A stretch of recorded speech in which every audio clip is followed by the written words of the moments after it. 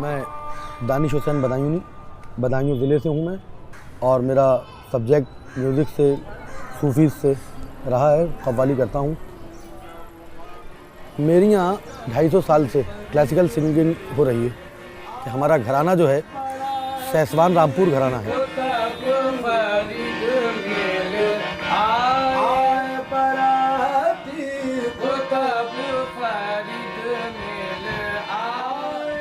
कव्वाली कोई ऐसी चीज़ नहीं जो आसानी से आपके गले से उतर जाए। कव्वाली बहुत बड़ी चीज़ है।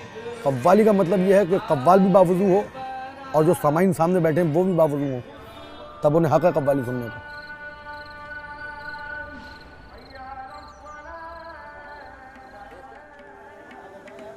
देखिए, मेरे साथ में जितने भी लोग हैं सभी मेरे भाई हैं। आपस में हम सब चचेरे तहेरे भाई हैं। जैसे मैंने बताया, हमारे ब्लड में गाना बजाना दिया है।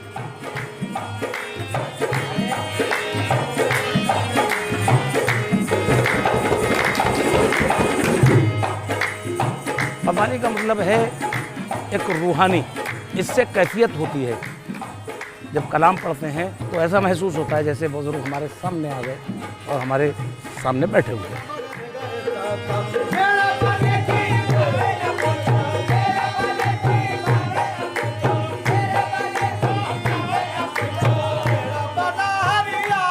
कव्वाली हमारी ग़िज़ा है।